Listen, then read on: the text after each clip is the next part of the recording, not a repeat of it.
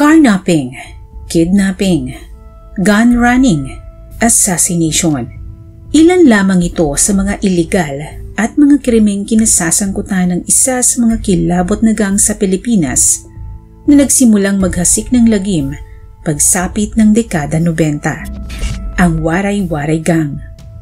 Ang mga miyembro nito ay pawang mga taga Leyte at Samar, kung saan mas nakararami sa kanila ay pawang mga waray. Mula Visayas, nag-expand ang grupo sa Luzon kung saan nasangkot sila sa sunod-sunod na pangingidnap. Karamihan sa kanilang target ay mga Chinoy o mga Filipino-Chinese na mayayaman. Kabilang sa kanilang listahan ang isang babaeng finance executive ng isang kilalang international soft drinks company noong taong 2003. Ang naturang babae ay dinukot ng grupo sa Novaliches, Quezon City at dinala sa Cavite. Ngunit di tulad ng ibang mga biktima na pinalad na pinalaya ng buhay matapos makuha ang ransom money, ang biktima na si Betty Chua C ay namatay pagkatapos barilin ng mga salarin. Lusot na sana ang grupo matapos idispatcha ang bangkay ni Betty, pero may isang taong naging susi upang makamit ni Betty at ng pamilya nito ang hustisya. Sino siya at ano nga ba ang kinahinatnan ng kasong ito? Alamin natin ang kwento sa likod ng mapait na sinapit ni Betty Chua C sa kamay ng Waray-Waray Gang.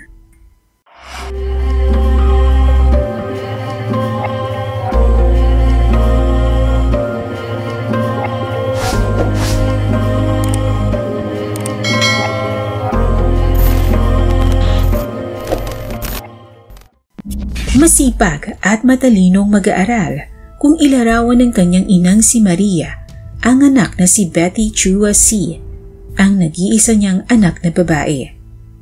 Kailanman ay hindi raw sila binigyan ng sakit ng ulo ng kanilang si Betty dahil seryoso ito sa kanyang pag-aaral. Bunga ng kanyang pagsisikap, taon-taon siyang nakakatanggap ng medalya dahil sa husay niya sa akademya. Kaya naman hindi maitatangging proud na proud sa kanya ang kanyang mga magulang. Pagtuntong ni Betty ng kolehiyo, kumuha siya ng kursong Business Administration sa University of the Philippines sa Diliman, Quezon City, kung saan niya mas naipamalas ang kanyang husay at talino na siya niyang naging tulay upang magkaroon ng magandang trabaho. Kaya nga hindi na nagtaka pa ang pamilya ni Betty na siya ay mabilis na na-promote sa trabaho hanggang sa siya ay maging executive sa isang sikat na international soft drinks company, ang Coca-Cola. Sa trabaho, iisa ang paglalarawan ng kanyang mga kasamahan tungkol kay Betty. Masipag, may mababang loob at magaling makisama sa kanyang mga katrabaho.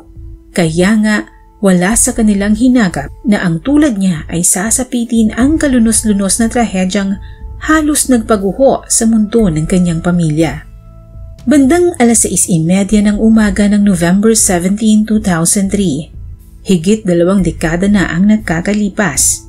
Maagang nagpaalam sa kanyang mga magulang si Betty na siya'y papasok na sa trabaho dahil may hinahabol siyang meeting ng araw na iyon.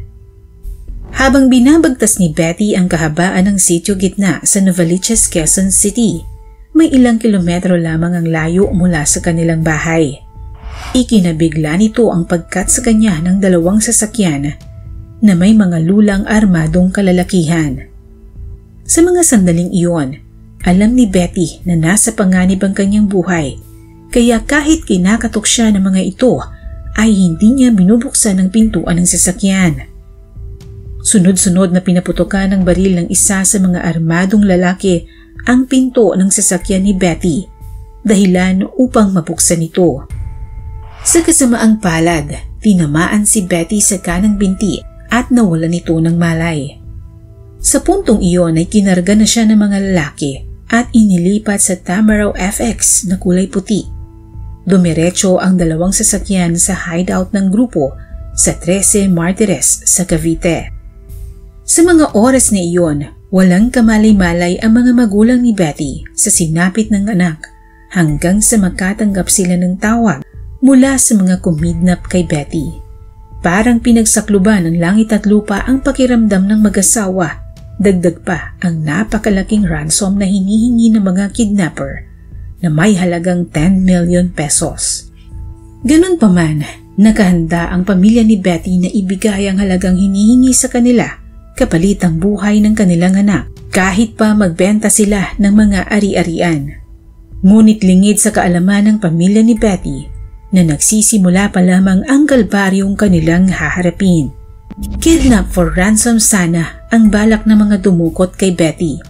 Ngunit dahil sa mga tama ng bala sa kanang hita ni Betty, maraming dugo ang tumapon sa kanya at dahil hindi siya nabigyan ng lunas, namatay si Betty kinabukasan sa kamay ng mga dumukot sa kanya.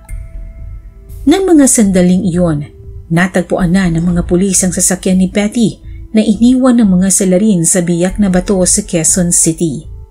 Ipinagbigay alam nila ito sa pamilya ni Betty na lalong ikinabahala ng mga ito sapagkat maaaring nasa peligro ang buhay ng kanilang anak.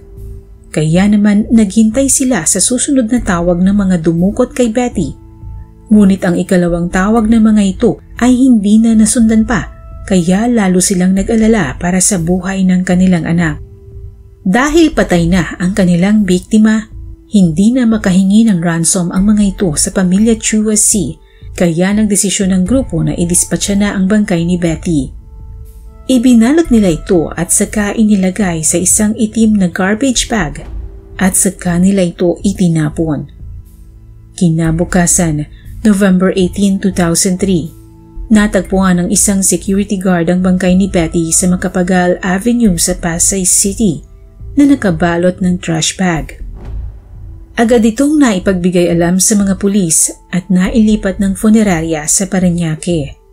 At dito na nga napagalaman na ang biktima ay si Betty Chua C na kinilala ng kanyang pamilya. Sa mga oras na iyon, walang ideya ang mga pulis kung sino ang salarin sa pagdukot at pagpatay kay Betty. Pero nung sumunod na araw, November 19, 2003, sa di inaasahan, kusang sumuko sa mga pulis si Romeo De Calios. Nagpakilala ito na siya ang driver ng FX taxi na ginamit sa pagdukot kay Betty. Sinabi rin niyang siya'y labis na nakonsensya nang paulit-ulit na rumehistro sa kanyang isip ang itsura ni Betty at maamoy niya ang pabangong ginamit nito na humawa sa kanyang damit nang buhatin niya ito papasok sa kanilang hideout sa Cavite. Itinuro din ni De Calios kung saan nila iniwan ng FX taxi. At nang inspeksyonin ito ng mga pulis, natagpuan nilang maraming dugo ang nagkalat sa sahig ng naturang sasakyan. Itinuro din ni De Calios ang bahay na pinagdalhan nila kay Betty sa 13 Martires sa Cavite. Dito nakita ng mga pulis ang mga ebidensyang ginamit ng mga salarin sa pagdukot kay Betty. Dito rin nila nahuli ang dalawang kasamahan ni De Calios na sina Ernesto Palya at Mariolito Demol. Si Mariolito Demol ay kasambahay pala ng mga C na siyang nagtip sa mga kidnapper na good catch ang amo nitong si Betty. Nag-resign daw ito noon at umuwi ng probinsya pero makalipas ang ilang buwan, nakiusap daw ito sa ina ni Betty na nais niyang magtrabaho muli sa pamilya C.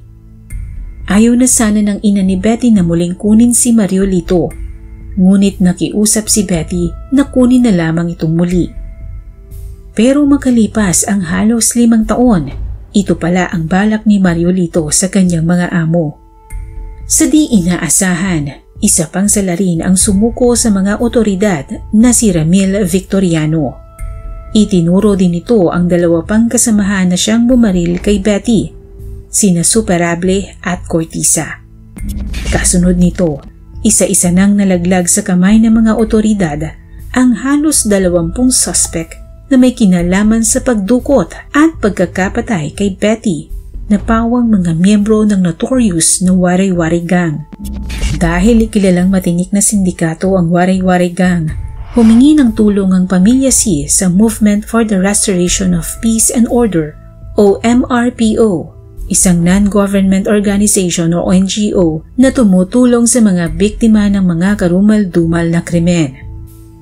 Sa tulong ng grupong ito, Sinampahan ng pamilya C ang mga suspect ng mga karampatang kaso para sa pagdukot at pagpatay kay Betty, kung saan kasong kidnap for ransom with homicide ang mga kasong isinampa laban kina Ramon Demol, Lucencio Saliente, Edith Demol, Benedicta de Lima, Ramil Victoriano, Mariolito Demol, Gerardo Añuver, Ernesto Palla, Sergio Macanip Jr., Alejandro Aldas, Jose Artosa, Fidel Superable, Silverio Superable, Hector Cornista, Alvin Labra, Dominador Cornista, at Cesar Amado.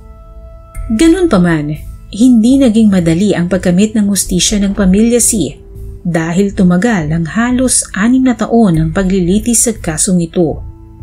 Depensa ng mga suspect nang iba sa kanila ay walang partisipasyon sa kaso, na sila'y nadamay lang at nasa iba't ibang lugar ng maganapang krimen.